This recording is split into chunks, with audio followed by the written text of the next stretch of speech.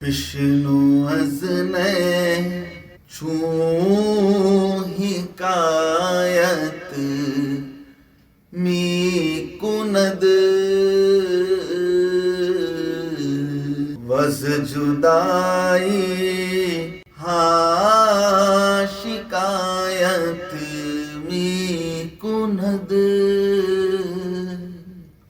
بسم اللہ الرحمن الرحیم. الحمدللہ رب العالمین والصلاة والسلام علی سیدنا مولانا محمد سید الکونین والثقلین وعلی آلہ واصحابہ اجمعین. اما بعد. گزشتہ نشست میں ہم نے حضرت علی پر حملہ کرنے والے، مقابلہ کرنے والے پہلوان اور پھر اس کا حضرت علی کے چہرے مبارک پر تھوک دینا اور پھر حضرت علی کا اس کو معاف کر دینا، اس واقعے کے حوالے سے جو باتیں بیان کی گئی وہ ہم نے پڑھی. اس میں یہ کہا گیا تھا کہ کبھی کبھار انسان کی غلطی بھی اس کو ہدایت کی طرف لانے کا موجب بن جاتی ہے، اور جو کرم فرما لوگ ہوتے ہیں، جو لوگوں کو بخشش کی دولت سے مالا مال کرتے ہیں، کرم اور عنایت کرتے ہیں، ان کے پاس تو ایسا ہی ہوتا ہے. بری نیت سے آنے والا بھی ان کی بخشش سے محروم نہیں ہوتا، بلکہ اس کو بھی وہ اچھا بنا کر چھوڑ دیتے ہیں، اور جو اچھے ہیں ان کا تو معاملہ ہی الگ ہے. اس کا ذکر کرتے ہوئے مولانا روم نے حضرت علی کے زبان اقدس سے کچھ کلمات لوگوں کے سامنے بیان کیے کہ جو لوگ اطاعت گزاری، فرمانبرداری اور وفاداری کے ساتھ اللہ کے نیک بندوں کے ساتھ رہتے ہیں، ان کو وہ بغیر نوازے چھوڑتے نہیں ہیں. تو ایسے لوگوں کو میں لازوال بادشاہی بخشوں گا، اور ایسا کہ جس کا کوئی تصور بھی نہ ہو سکے. میں ایسا مرد ہوں کہ جو قاتل پر بھی مہربانی کا شہد چھڑکتا ہوں، مکھی کی طرح ڈنک نہیں مارتا. یہ ذکر کرتے ہوئے اب جو آگے گفتگو آگے بڑھی تھی کہ حضرت علی کی شہادت عمل میں آئی. ایک شخص عبد الرحمن ابن ملجم، یہ خارجی تھا جو پہلے حضرت علی کے لشکر میں شامل تھا، حضرت علی کا بہت خاص قریبی ہوا کرتا تھا. اس نے حضرت علی کو شہید کیا تھا. تو اس کے پیچھے جو کہانی بیان کی جاتی ہے کہ یہ پوری زندگی حضرت علی کے ساتھ ہی لگا رہا، کئی معرکوں میں حضرت علی کے ساتھ بھی لڑتا رہا. لیکن ایک بچی سے اس کو عشق ہو گیا، اور وہ خارجی تھی. تو اس نے شرط لگائی کہ تم اگر علی کو شہید کریں گے تو میں تم سے شادی کروں گی، اور وہی میرا مہر ہوگا. تو بدبختی جب کسی کے مقدر میں لکھی جاتی ہے تو قریب رہنے والا آدمی بھی اس بدبختی کا شکار ہو جاتا. ایک تو وہ تھا جو دشمن تھا، مقابلے کے لیے آیا تھا، اور اس کی کایا پلٹی اور اس کی دل کی دنیا بدل گئی. اور ایک وہ ہے جو اتنے سال تک قریب رہا، لشکر میں شامل رہا، معرکوں میں حصہ لیا، جنگ صفین اور جنگ جمل جیسے مشہور جنگوں میں وہ حضرت علی کے ساتھ تھا. لیکن ایک لالچ نے اس کی زندگی کو کس قدر بدبختی کے سمت لا دیا. تو اس میں یہ بتایا جا رہا ہے کہ حضرت علی کے لیے یہ واقعہ شہادت کا کوئی انہونی یا انسنی بات نہیں تھی. آپ کو حضور صلی اللہ علیہ وسلم نے ہی حیات میں ہی بتا دیا تھا کہ علی تمہاری شہادت ہوگی، اور کون شہید کرے گا وہ بھی بتا دیا تھا. تو اب آپ اس کا ذکر یہاں پر فرما رہے ہیں. گفت پیغمبر بے گوش چاکرم کو برد روزے ز گردن ای سرم. حضور صلی اللہ علیہ وسلم نے میرے خادم کے کان میں فرما دیا تھا کہ اے وہ شخص، تو ایک دن علی کی گردن سے اس کا سر نکالے گا. حالانکہ یہ شخص حضور صلی اللہ علیہ وسلم کے دور میں نہیں تھا، یہ بعد میں پیدا ہونے والا ہے، جو ابن ملجم جس کو کہا جاتا ہے، خارجی. لیکن حضور صلی اللہ علیہ وسلم نے اس کے کان میں فرمایا تھا کا اشارہ اس بات کی طرف ہے کہ عالم ارواح میں مکاشفے میں حضور نے اس کی روح سے کہہ دیا تھا کہ تیرے مقدر میں یہ لکھا جا چکا ہے کہ تو چاہے کتنے معرکوں میں حصہ لے، چاہے تو کتنا نماز روزے پڑھے. اور یہ جو ابن ملجم تھا یہ کافی ظاہری طور پر متقی پرہیزگار تھا، قرآن پڑھتا تھا، نمازوں کی پابندی کرتا تھا، وعظ و تدریس کرتا تھا، اچھی باتیں کرتا تھا. لیکن اللہ تعالیٰ کے علم میں یہ مقدر تھا، اللہ تعالیٰ کو یہ معلوم تھا کہ یہ اس کی جو ظاہری نیکی ہے زیادہ دن تک رہنے والی نہیں ہے، یہ سب کچھ برباد کرے گا علی کو شہید کر کے. تو حضور صلی اللہ علیہ وسلم نے حضرت علی کو یہ بات تو بتائی تھی، لیکن آپ فرماتے ہیں کہ حضور نے خود قتل کرنے والے کو یہ بات بتائی ہے، یعنی عالم ارواح میں حضور نے اس کے کان میں بھی یہ بات پھونکی ہے کہ تو پیدا ہوگا اور ابتدائی زندگی تیری بظاہر بڑی اچھی ہوگی، لیکن تیرا انجام ایسے ہوگا۔ تو اس طرف آپ اشارہ کرتے ہیں۔ بعض لوگوں نے اس پر کافی تنقیدیں کی ہیں مثنوی کے ان اشعار پر کہ جو شخص حضور صلی اللہ علیہ وسلم کے زمانے میں تھا ہی نہیں، اس کے بارے میں مولانا روم یہ کیسے کہہ سکتے ہیں کہ حضور نے اس کے کان میں کہہ دیا تھا۔ یہ ایک تمثیلی باتیں ہیں جو انسان کو سمجھانے کے لیے بتائی جاتی ہیں۔ ہر چیز کو حقیقت کے دائرے میں لا کر دیکھنا ضروری نہیں ہوتا، کچھ چیزیں سمجھانے کے لیے ہوتی ہیں۔ گفت اب اس انداز سے آپ سنیے تو آپ کو سمجھ میں آئے گا۔ گفت پیغمبر بے گوشے چاکرم کو برد روزے ز گردن ای سرم، میرے خادم کے کان میں حضور صلی اللہ علیہ وسلم نے یہ فرما دیا تھا کہ ایک روز وہ میری گردن کو سر سے الگ کرے گا۔ کرد آگہ آ رسول از وحی دوست کہ ہلاکم عاقبت بردست اوست، رسول اللہ صلی اللہ علیہ وسلم نے وحی کے ذریعے آگاہ کر دیا تھا کہ میری ہلاکت اور میرا انجام، میری شہادت اس کے ہاتھ سے ہوگی جو تمہارے بہت ہی قریبی ہے۔ تو معلوم ہوا کہ حضرت علی کے لشکر میں جب یہ شامل تھا، حضرت علی اس سے خدمات لے بھی رہے تھے، اس وقت بھی حضرت علی جانتے تھے کہ ایک دن یہ شخص میرا قتل کرنے والا ہے۔ او ہمی گوید بکش پیشی میرا تا نہایت ازمنی منکر خطا، جب حضور صلی اللہ علیہ وسلم نے اس کے کان میں یہ بات ڈالی کہ جب تو پیدا ہوگا تو تیری بدنصیبی یہاں تک پہنچے گی کہ تو علی پر تلوار چلائے گا، تو اس نے عالم ارواح میں یہ کہا تھا کہ یا رسول اللہ، اس دن کے آنے سے پہلے کہ میں ایسی بری خطا کروں، آپ ابھی مجھے مار ڈالیے، میں نہیں چاہتا کہ میں ایسی خطا کروں، مجھے پیدا ہی ہونے مت دیجئے، یا پیدا ہوتے مجھے مار ڈالیے تاکہ میں بڑا ہی نہ ہوں اور یہ جرم نہ کروں۔ اس نے زبان حال سے یہ درخواست کی۔ من ہمی گویم چو مرگے من زتست با خزاں من چو توانم ہی لجست، میں اس سے کہتا ہوں، حضرت علی فرماتے ہیں کہ میں میرے قاتل سے کہتا ہوں کہ جب میری موت تیرے ہاتھ سے اللہ نے لکھ دی تو اب اللہ تعالیٰ کی تقدیر کے مقابلے میں کیا تدبیر کر سکتا ہوں، میں کیسے اپنے بچاؤ کروں جبکہ اللہ نے لکھ دی، وہ فیصلہ ہو چکا۔ میری زندگی کا فیصلہ اللہ تعالیٰ نے اس طرح کر دیا ہے کہ علی تیری شہادت اس ابن ملجم کے ہاتھ سے ہوگی، تو اس کا مطلب ہوگی، دنیا کی کوئی طاقت نہیں روک سکتی۔ تو اب ایسے میں جب یہ ایسا فیصلہ ہو چکا ہے کہ جو تقدیر مبرم میں لکھا جا چکا ہے، تو اب اس کے بعد میں کیا تدبیر کر سکتا ہوں، اب جو ہونا ہے وہ ہوگا، اللہ کی مرضی۔ او ہمی افتد بپیشم کہ کریم مر مراکن از برائے حق دنیم، وہ جب میں ایسا جواب دیتا ہوں تو وہ میرے قدموں پر گرتا ہے، کہتا ہے اے آقا، خدا کے لیے میرے 2 ٹکڑے کر دیجئے، مگر ایسی بات منہ سے مت نکالیے، میں اور آپ کا قتل کروں، اس دن کے آنے سے بہتر تو پہلے ہی مر جانا اچھا ہے۔ اس کی ابتدائی دل کی کیفیت بیان ہو رہی ہے۔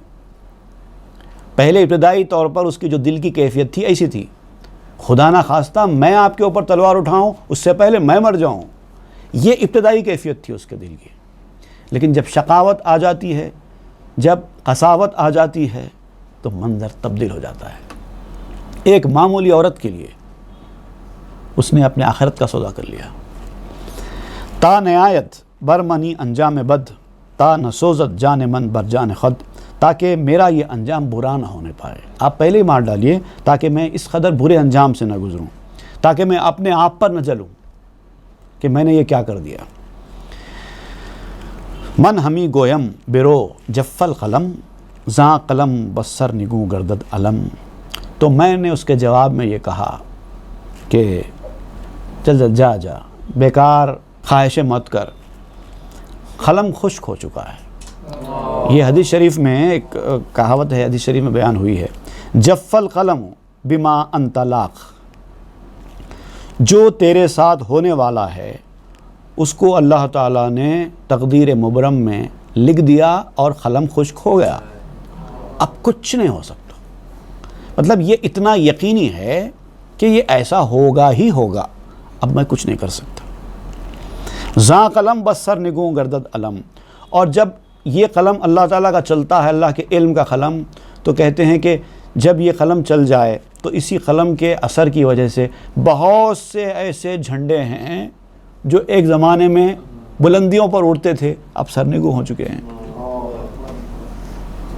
تو اسی لیے بدنصیبی ایک ایسی چیز کا نام ہے کہ آپ کی ساری زندگی اگر اچھی گزری تو کوئی بھروسہ نہیں ہے۔ اسی لیے پناہ مانگتے رہو، برے انجام سے اللہ کی پناہ مانگتے رہو۔ یہ مت سمجھو کہ میری اتنی زندگی اچھی گزری، اولیاء اللہ میں میرا شمار ہو گیا تو اب آخر تک بھی میں یہی منزل پہ رہوں گا، اس کی کوئی گارنٹی نہیں ہے۔ اللہ تعالیٰ نے تقدیر میں کیا لکھا ہے آپ جانتے نہیں ہیں، اس کے علم میں کیا ہے آپ جانتے نہیں ہیں، اس لیے پناہ مانگتے رہو۔ ہیچ بغض نیست در جانم ز تو زاں کے ایرامن نمی دانم ز تو۔ حضرت علی فرماتے ہیں کہ مجھے معلوم ہے کہ تو میرا قتل کرے گا، تو مجھے شہید کرے گا، لیکن اس کے باوجود میرے دل میں تیری طرف سے کوئی بغض نہیں ہے۔ اس لیے زاں کے ایرامن نمی دانم ز تو، اس لیے کہ میں اس بات کو تیری طرف سے مانتا ہی نہیں۔ یہ جو غلطی تو کرنے جا رہا ہے یہ تیری طرف سے ہے، یہ مانتا ہی نہیں ہے، میری نظر تو ادھر ہے، میری قسمت میں جو ہے وہ ہوگا۔ اب میں تجھ سے کیا شکایت کروں، تیرے ہاتھ میں ہے کیا؟ وہ مالک ہے، وہ جو فیصلہ کرے مجھے منظور ہے۔ تو اللہ کے جو نیک بندے ہوتے ہیں وہ بندوں سے بھی شکایت نہیں کرتے، مولا سے بھی شکایت نہیں کرتے۔ بندوں سے شکایت اس لیے نہیں کرتے کہ وہ جانتے ہیں کہ بندوں کے ہاتھ میں کچھ ہے ہی نہیں، تو جس کے ہاتھ میں کچھ ہے نہیں اس سے شکایت کر کے کیا؟ اور وہ جانتے ہیں کہ سب کچھ اللہ کے ہاتھ میں ہے، اور جب اللہ کے ہاتھ میں سب کچھ ہے اور اسی کی مرضی سے سب ہو رہا ہے، وہ تو مالک ہے جو چاہے کرے، تو اس سے کیا شکایت؟ جو بندے ہیں وہ عاجز ہیں، جو قادر ہیں وہ مالک ہے، نہ ان سے مجھ کو شکوا ہے نہ ان سے مجھ کو شکوا ہے، کس سے شکایت کریں اب؟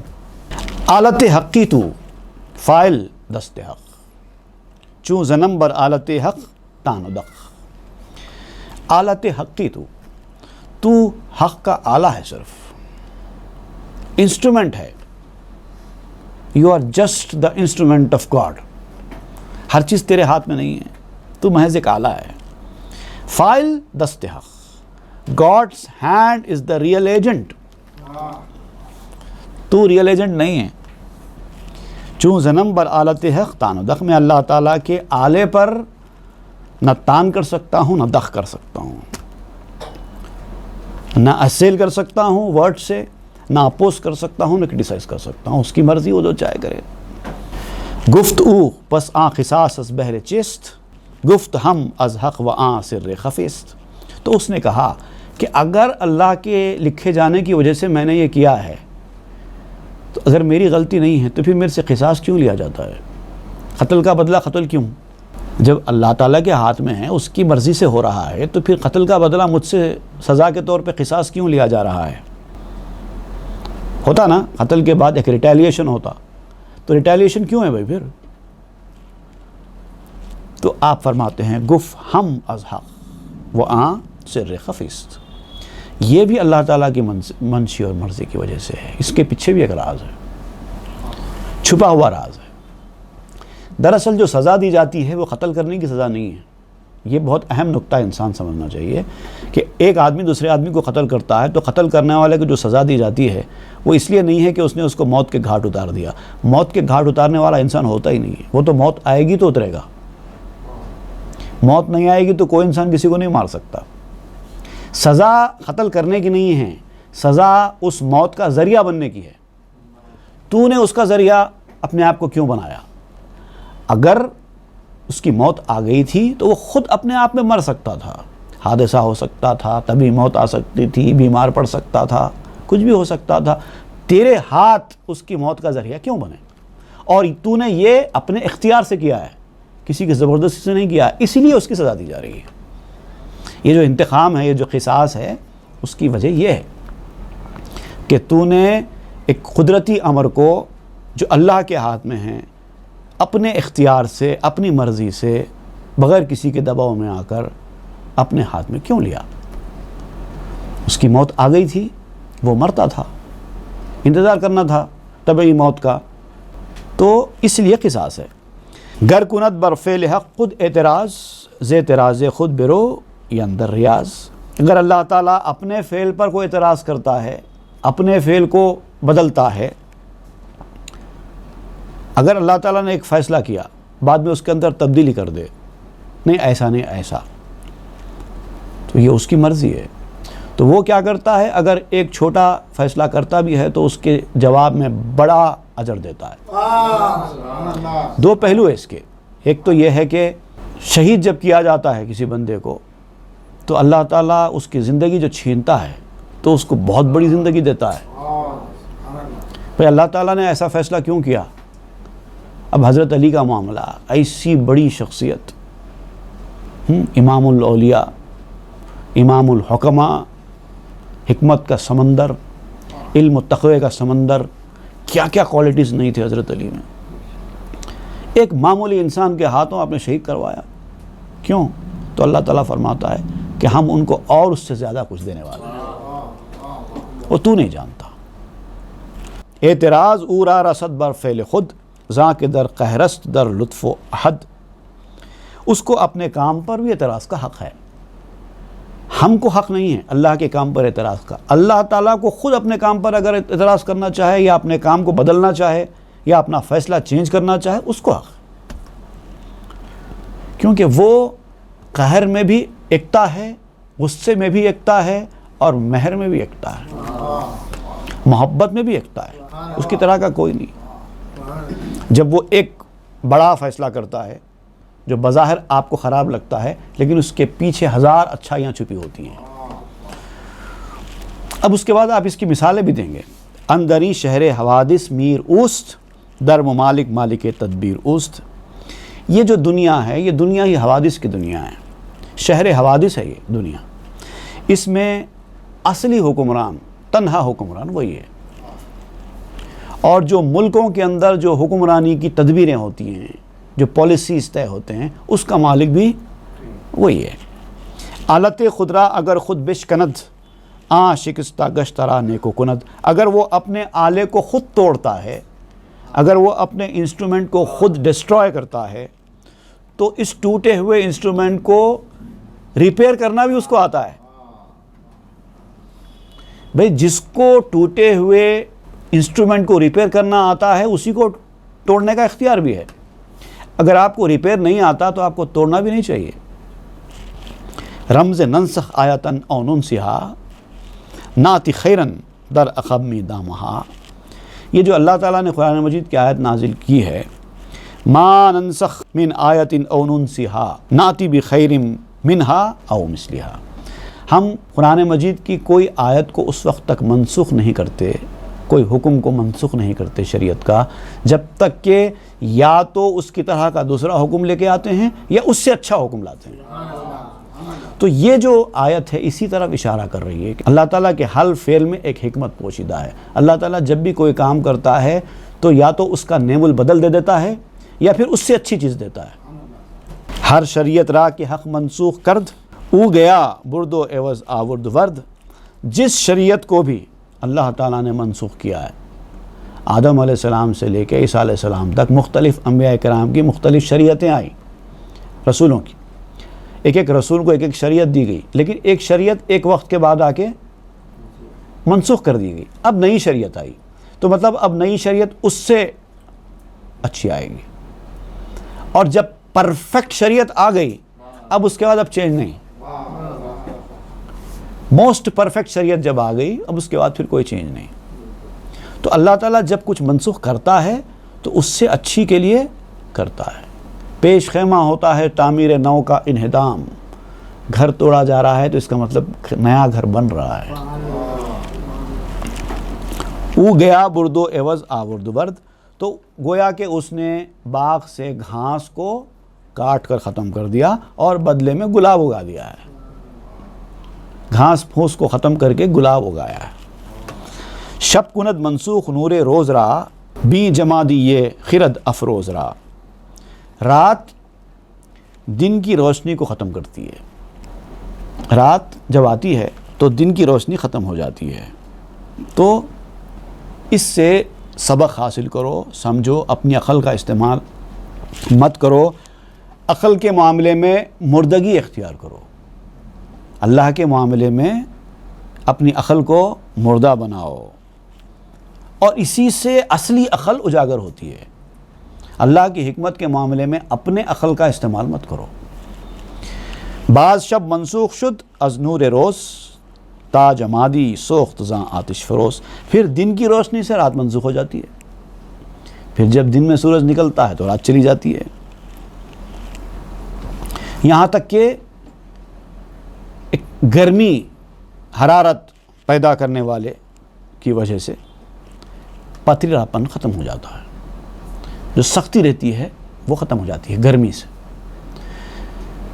بعض چیزیں ایسی ہوتی ہیں جو گرمی کی وجہ سے، سردی کی وجہ سے منجمد ہو جاتی ہیں، لیکن جب گرمی آتی ہے تو پگھل جاتی ہیں۔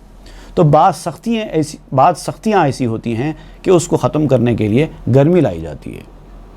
تو یہ ایک پروسیس ہے، جیسا دنیا میں بھی انسان اپنی ضرورت کے تحت پانی کو کبھی لیکوڈ فارم میں کنورٹ کرتا ہے، کبھی ویپر بناتا ہے، کبھی سالڈ فارم بناتا ہے، کبھی برف بناتا ہے، کبھی پانی رکھتا ہے، کبھی اس کو پکا کر ویپرز کی طرح فضا میں اڑا دیتا ہے،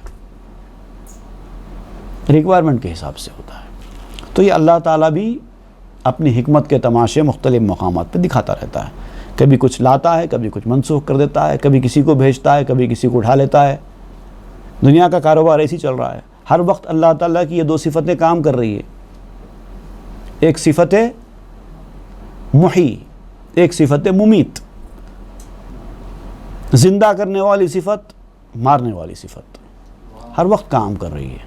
کسی کو پیدا کر رہا ہے، کسی کو بیماری سے نجات دلا رہا ہے، کسی اچھے صحت مند آدمی کو موت دے رہا ہے، اس کا چیپٹر کلوز ہو رہا ہے، یہ چلتا رہتا ہے۔ یہ اللہ کی حکمت کی باتیں ہیں۔ گرچہ ظلمت آمداں نوم و صبات، نئے درون ظلمت تستاب حیات۔ نیند اور رات کا سکون اللہ تعالیٰ نے تاریکی میں رکھا ہے، اندھیرے میں رکھا ہے، اور جب سورج ڈوب جاتا ہے، اندھیرا آ جاتا ہے، تو انسان کو مایوس ہونا پڑتا ہے کیا ہے، اب تو سورج غروب ہو گیا، اب تو رات آ گئی، ہر طرف اندھیرا چھا گیا، اب کیا زندگی ملے گی مجھے؟ ایک زندگی سورج کی روشنی سے ملتی ہے انسان کو، ایک زندگی رات کے اندھیرے میں ملتی ہے۔ جب وہ رات میں سکون کی نیند سو جاتا ہے، گہری نیند میں چلا جاتا ہے، پوری تھکن اس کی اتر جاتی ہے دن بھر کی، پھر صبح جب اٹھتا ہے وہ فریش تر و تازہ ہوتا ہے۔ تو اللہ تعالیٰ رات کے اندھیرے میں بھی انسان کو نئی زندگی دے رہا ہے، نئی تازگی دے رہا ہے۔ نئے دراں ظلمت خرد ہاتھ تازہ شد، سکتہ سرمایہ آوازہ شد۔ کیا اس رات کے اندھیرے میں انسان کی عقلیں تازہ نہیں ہوئی؟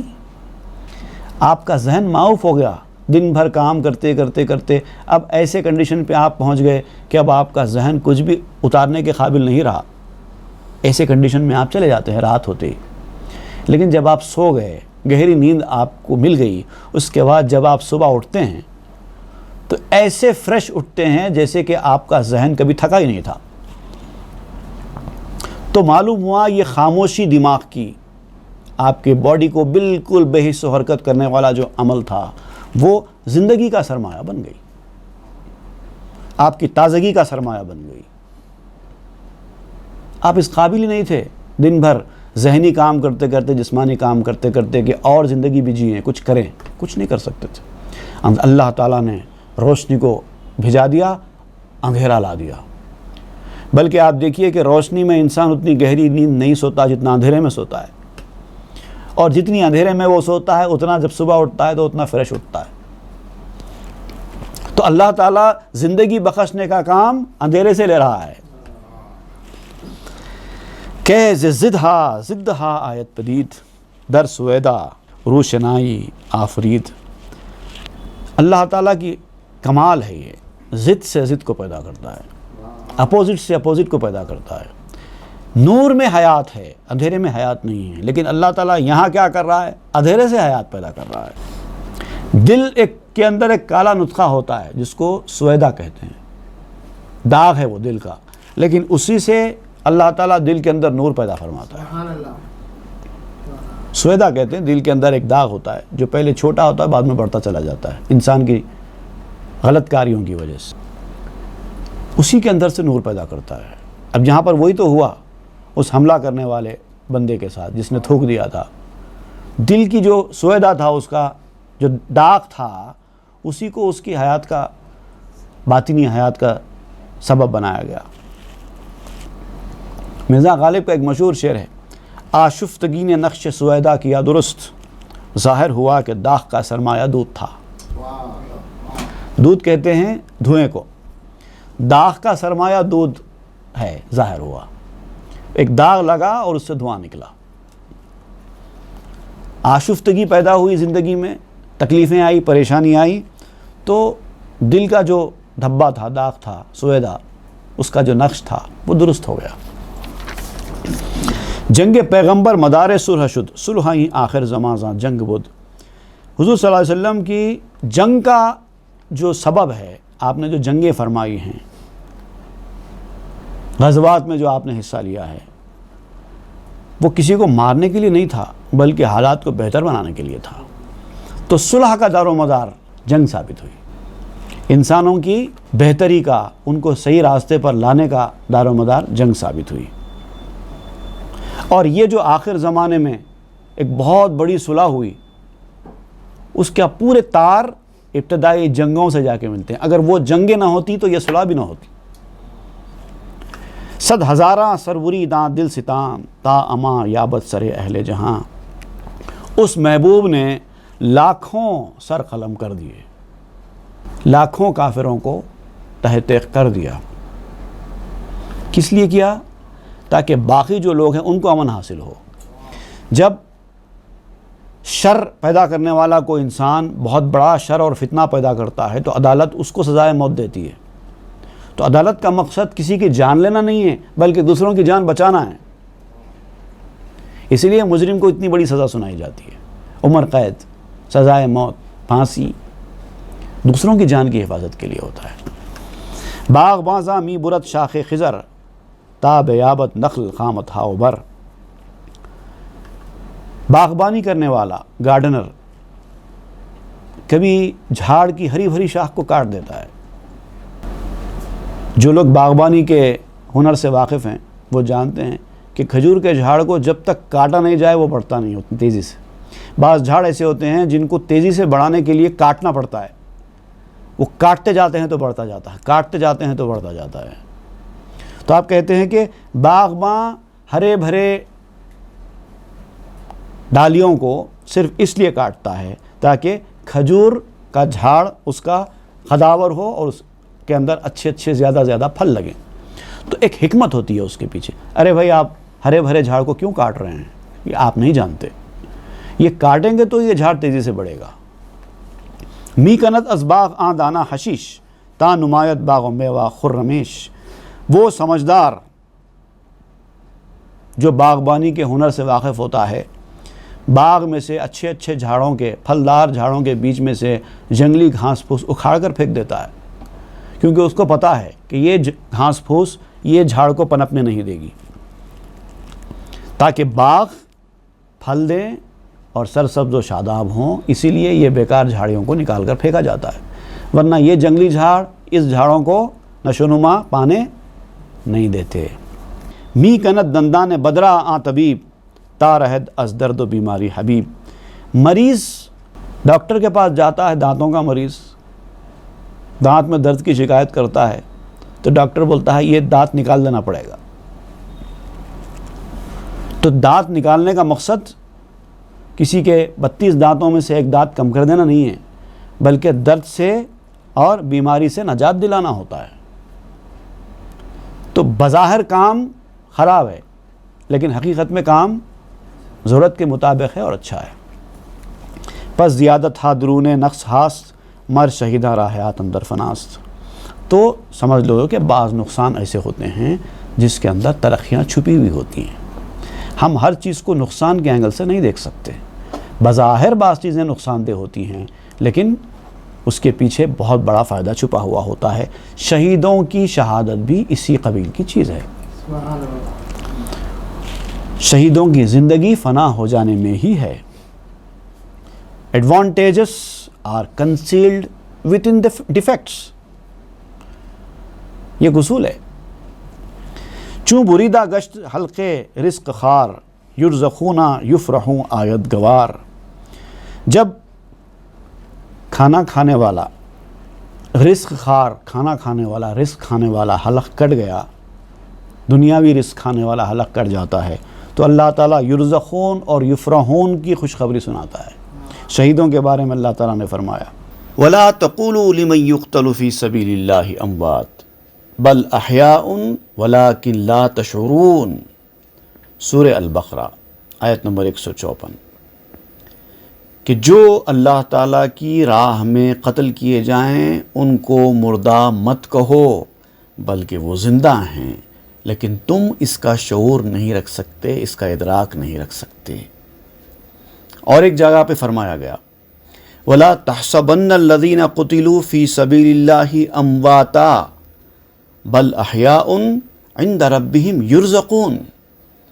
جو اللہ کی راہ میں قتل کر دیے جائیں ان کو مردہ گمان بھی مت کرو، سوچو بھی نہیں اس طرح سے کہ وہ مردہ ہیں، بلکہ وہ تو زندہ ہیں اور اپنے رب کے پاس ان کو رزق دیا جاتا ہے. اس کے بعد کہا گیا فرحین بما آتاہم ربہم، اور جو کچھ اللہ ان کو دیتا ہے وہ اس پر خوش ہوتے ہیں. شہیدوں کے بارے میں کہا گیا. تو یہ آپ یہ دونوں چیزوں کا یہاں ذکر کر رہے ہیں، یرزقون اور یفرحون. حلق حیواں شد بریدہ شد بعدل، حلق انسان رست و افزائیت فضل. جانور کا جب گلا کاٹا جاتا ہے انصاف کے ساتھ، ذبح کیے ہوئے طریقے کے ساتھ، جائز طریقے ذبح کے ساتھ، تو وہ انسان کے لیے جائز ہو جاتا ہے اور انسان اس گوشت کو کھاتا ہے. تو ایک مخلوق جو کبھی اشرف المخلوقات نہیں تھی، اشرف المخلوقات کے جسم کا حصہ بن گئی. وہ کاٹنے کی وجہ سے ہی ہوا. اگر وہ زندہ ہوتا تو اشرف المخلوقات کے جسم کا حصہ کہاں سے بنتا؟ حلق انسان چوں بریدہ شد ببی تاچ زائد کن قیاساں رابدی. جب انسان کا گلا کٹا تو غور کر اس پہ کیا اضافہ ہوگا.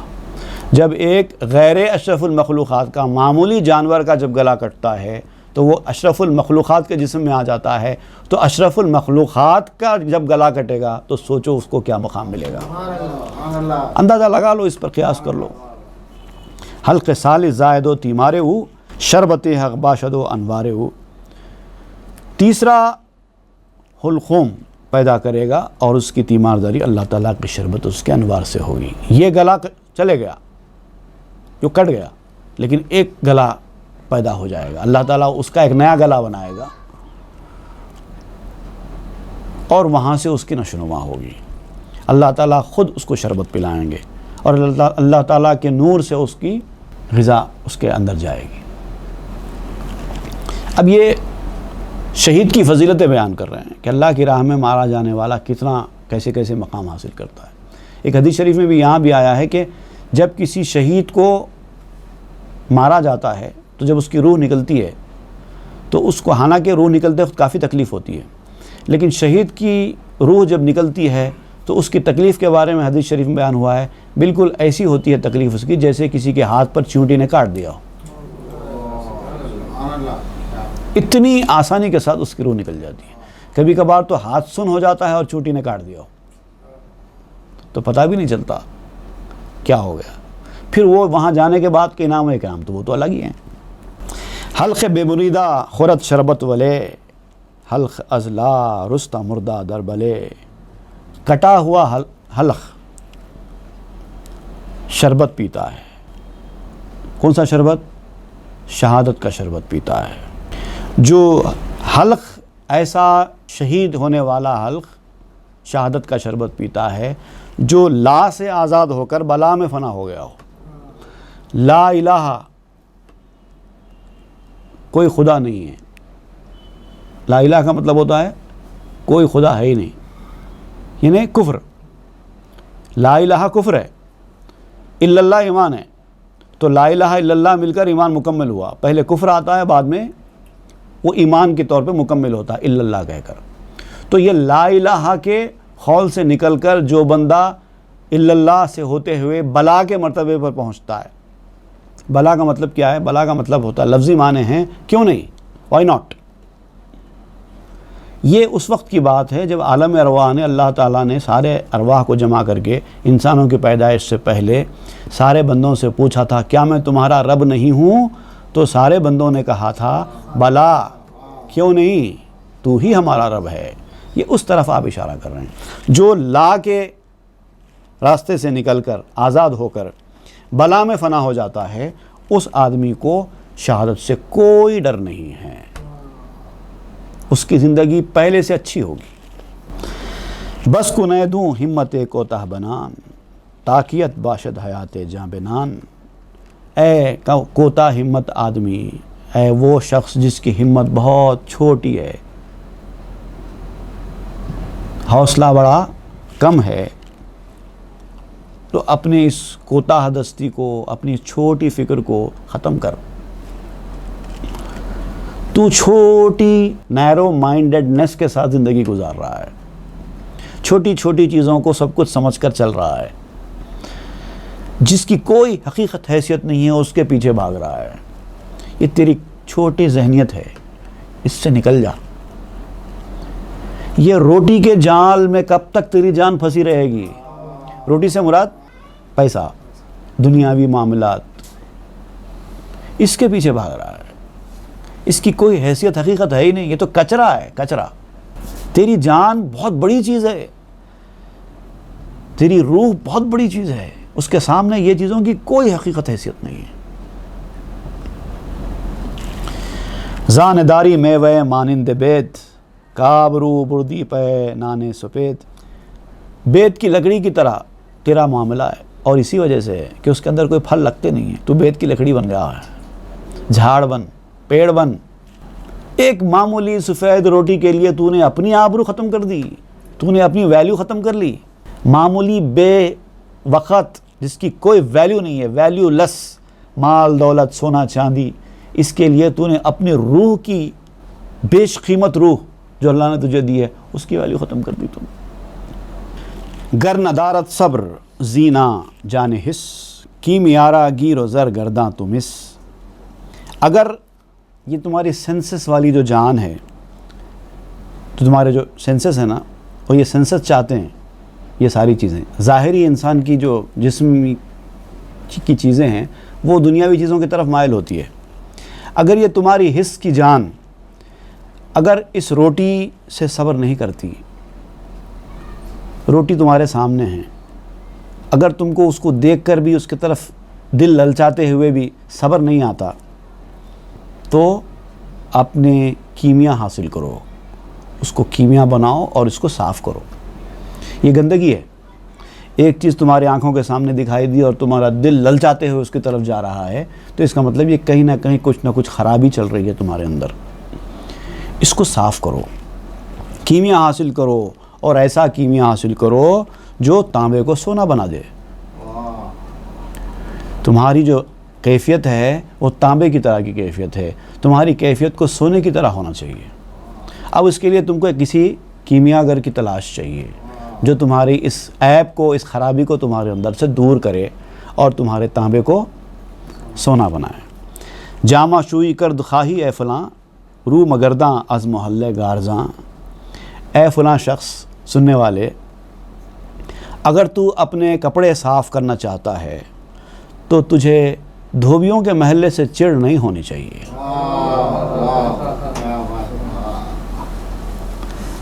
آپ دھوبیوں کے محلے میں جانا نہیں چاہتے اور کپڑے صاف کرنا چاہتے ہیں، کہاں سے ہوگا بھائی؟ گرچہ نہ بے شکست مر روزہ ترا، در شکستہ بند پیچ و برترا۔ اگرچہ دنیا کے لالچ نے، تیری روٹی نے تیرا روزہ توڑ دیا ہے، تیری کیفیت یہ ہے کہ تو روزے سے تھا، لیکن روٹی کے لالچ نے، بھوک کے لالچ نے تیرا روزہ توڑ دیا ہے۔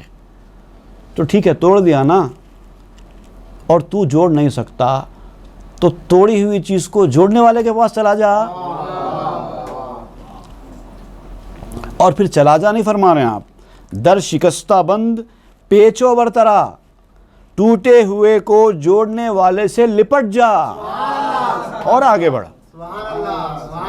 اگر تجھے جڑنا نہیں آتا تو جڑنے والا تو کوئی ہوگا نا، اس کے پاس چلا جا۔ چون شکستہ بند آمد دست او، پس رفو آید یخی ز شکست او، جب اس کا ہاتھ ٹوٹے ہوئے کو جوڑنے والا ہے تو پھر اس کا توڑنا بھی جوڑنا ہے۔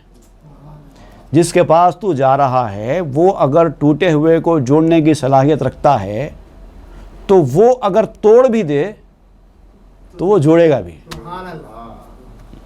مطلب آپ کی کوئی چیز تھوڑی سی ٹوٹی ہوئی ہے، آپ اس کو بنانے کے لیے کسی کے پاس گئے ریپیئر کرنے کے لیے، وہ ریپیئر کرنے والا اس کو اور توڑ دیا، ایسا ہوتا نا؟ چھوٹی سی ٹوٹی ہوئی چیز رہتی، اس کو جوڑنے والے کے لیے جب کہتے ہیں تو انہیں اس کو اور توڑ کے اس کے بعد جوڑتا ہے۔ تو تمہارے ہاتھ سے کسی کا ٹوٹنا، کسی چیز کا ٹوٹا جانا یہ خرابی ہے، لیکن جس کو جوڑنا آتا ہے اس کے ہاتھ سے ٹوٹا جانا وہ فن ہے، کاریگری ہے۔ دیوار سے جب مٹی گر جاتی ہے، اگر اس کو وہیں کا وہیں آپ لپم تھوپی کر دو، درست کر دو، پھر بازو سے گرے گی۔ تو جو ماہر رہتا ہے وہ تھوڑا آگے تک توڑتا ہے، توڑ کے اس کے بعد کرتا ہے، وہ کہتا ہے کہ نہیں تھوڑا اور توڑنا پڑے گا، یہ بھی جا رہی ہے بازو کی۔ تو اس کا توڑنا عیب نہیں ہے، تیرا توڑنا عیب ہے۔ اگر تو توڑ چکا ہے تو پھر جوڑنا نہیں آتا تو جوڑنے کے والے کے پاس چلا جا، اور وہ جوڑنے والا اگر پھر کچھ توڑ رہا ہے تجھے پریشانی نہیں ہونا چاہیے، اس کے حوالے ہو جانا چاہیے۔ گر تو آ رہا بشکنی گویت بیا، تو درستش کن نداری دست پا۔ اور اگر تو خود کو توڑنے لگے گا غلطی سے، کسی کے حوالے ہونے کے باوجود بھی، اپنی چیز کسی ماہر کاریگر کے حوالے کرنے کے بعد بھی اگر تو خود توڑنے لگے گا تو وہ ماہر کاریگر تجھ سے کہے گا کیا کر رہا ہے نادان، تو ادھر آ مجھے دے، تو اس کو درست کرنے کی طاقت نہیں رکھتا، میرے حوالے کر دے، میں کروں گا۔ تو کیوں توڑ رہا ہے؟ کہاں توڑنا، کتنا توڑنا، کہاں تک توڑنا، یہ کاریگر کو معلوم ہے، تجھے نہیں معلوم، تجھے نہیں توڑنا چاہیے، مجھے دے دے، میں توڑ دوں، جوڑ دوں گا۔ پس شکستن حق او باشد کے او، مر شکستہ گشترا داند رفو، توڑنا اس کے لیے مناسب ہے جو ٹوٹے ہوئے کو جوڑنا جانتا ہے، جو جوڑنا نہیں جانتا اس کو توڑنا بھی نہیں چاہیے۔ آن کے دانت دوخت او دانت درید، ہرچ او بر فروخت نیکو تر خرید، جو سینا جانتا ہے اور کاٹنا بھی جانتا ہے وہ پھر سیتا بھی ہے، کاٹتا بھی ہے اور بیچتا بھی ہے، اور عمدہ طریقے پر خریدتا ہے، کاٹتا ہے، سیتا ہے، پھر بیچتا ہے۔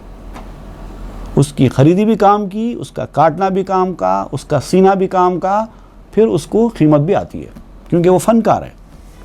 اچھا خاصا کپڑا لاتا ہے تھان میں سے، کھینچی سے لے کے کاٹ دیتا ہے۔ ارے بھائی اچھا خاصا کپڑا تھا، آپ نے کیوں کاٹ دیا؟ آپ نہیں جانتے، میں جانتا ہوں کیا کرنا، کیسا کرنا۔ وہ بھی ادھر سے ایسے کاٹ دیا، ادھر سے ایسے کاٹ دیا۔ آپ دیکھ کے پریشان ہو جاتے ہیں، کیا کر رہا ہے، اچھے خاصے کپڑے کو خراب کر رہے ہیں۔ نہیں، میں سینے والا ہوں، کاٹنے والا نہیں ہوں، لیکن سینے کے لیے کاٹنا پڑتا ہے، وہ میں جانتا ہوں فن۔ خانہ را کندو جو جنت ساختو، پست کر دو برفلک افراختو، گھر کو اجاڑا اور اس کو جنت بنا دیا۔ پہلے تو گھر کو اجاڑ دیا، ادھر کی چیز ادھر، ادھر کی چیز ادھر رکھ دیا۔ آپ پریشان ہیں، یہ کیا کر رہے ہیں میرے گھر کے ساتھ؟ تو بولے میں انٹیریئر ڈیکوریشن کا ماہر ہوں، آپ کو نہیں پتہ، اس کو ادھر رکھنا چاہیے، اس کو ادھر رکھنا چاہیے، یہ ہٹا دینا چاہیے، یہ لانا چاہیے، آپ بیچ میں مت بولیے۔ تو پہلے وہ گھر کو اجاڑ دیتا ہے، اس کے بعد اس کو جنت بنا دیتا ہے، یعنی اس کو پہلے گرا دیتا ہے اور پھر آسمان تک بلند کر دیتا ہے۔ پرانے گھر کو توڑ دیتا ہے، اس کے بعد نیا گھر کئی فلورز والا بنا دیتا ہے۔ نہیں، میں پرانے گھر کو قائم رکھتے ہوئے اس میں فلورز بنانا چاہتا ہوں، نہیں ہو سکتا۔ پرانے گھر کے اندر وہ بساط نہیں ہے، اس کی دیواریں پلر بھی نہیں ہیں، کتنے فلور بنا سکتے ہیں آپ؟ نہیں، پہلے توڑ دوں گا، اس کی پایوں کو مضبوط کروں گا، اندر تک گہرائی تک اس کو لوں گا، اس میں راڈس اچھے استعمال کروں گا، اس کے بعد 10 منزلہ 12 منزلہ 20 منزلہ جتنی کیپیسٹی ہے اتنا بناؤں گا۔ یہ ہے معمار کی خصوصیت تعمیر کرنے والے کی۔ خانہ را ویرا کند زیر و زبر پس با ایک ساتھ کند معمور تر، گھر کو ویران کر دیتا ہے، اوپر نیچے کر دیتا ہے۔ زیر و زبر کر دینا مطلب اوپر نیچے کر دینا، پھر ایک گھڑی میں اس کو آباد بھی کر دیتا ہے۔ پہلے سے زیادہ اچھا خوبصورت نظر آتا ہے، اس کے بعد گھر ارے یہ تو پہلے سے اچھا ہو گیا۔ گر یہ کیرا سر برد از بدن صد ہزاراں سر برارت در زمن، اگر کسی کے جسم سے سر کاٹتا ہے تو فوراً لاکھوں سر پیدا کر دیتا ہے۔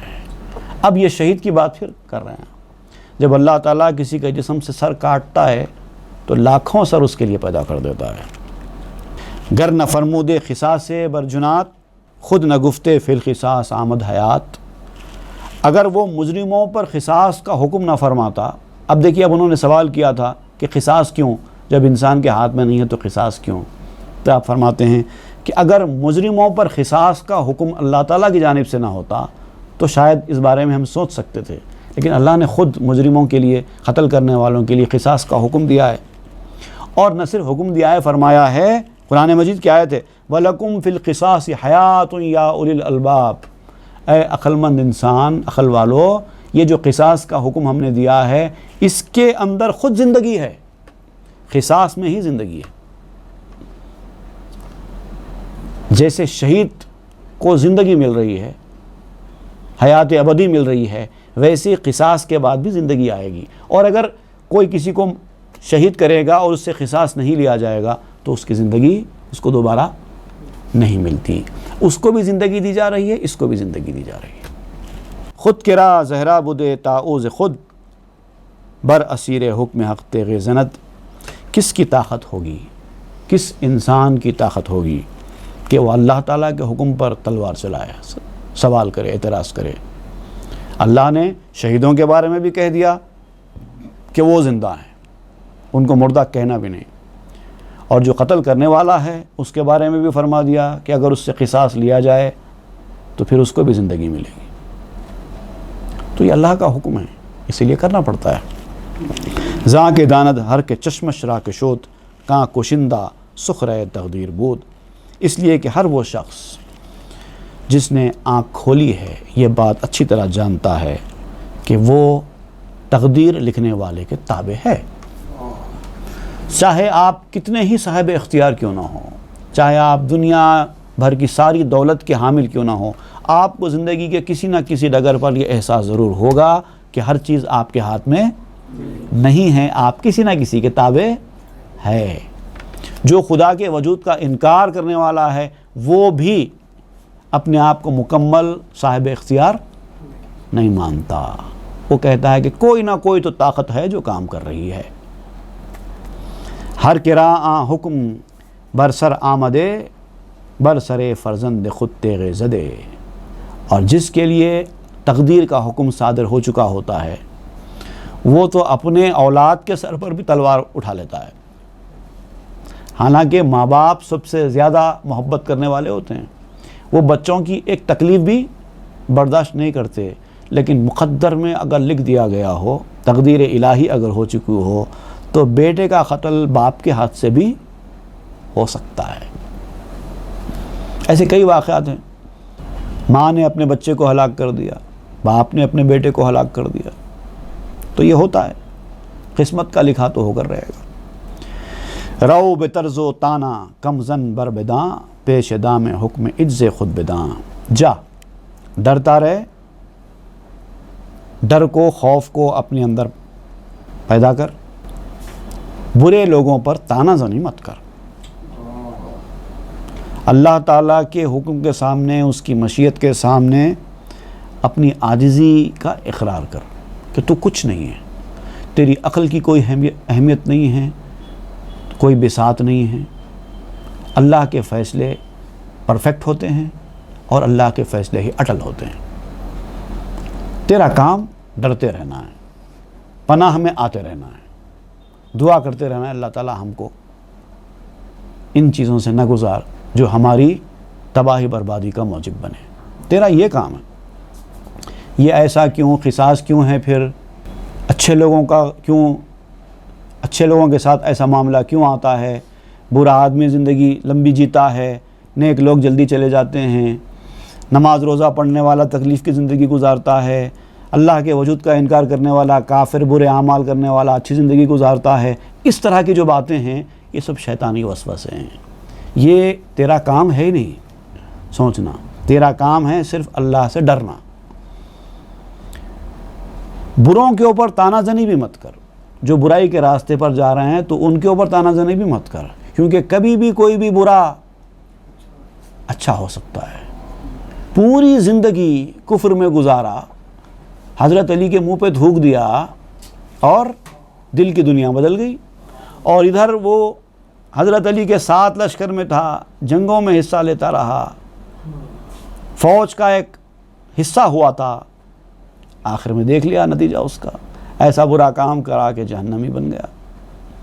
تو یہ ساری چیزوں پہ توجہ نہ دو، آپ اپنی زندگی کو دیکھو، اللہ سے ڈرتے رہو۔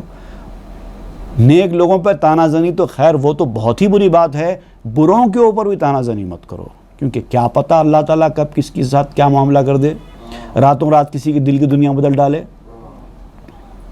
حب و نفرت کا اعتبار نہیں، دل تغیر پذیر ہوتا ہے، نہ کسی کی محبت قابل بھروسہ ہے، نہ کسی کی نفرت قابل بھروسہ ہے، راتوں رات انسان بدل جاتا ہے۔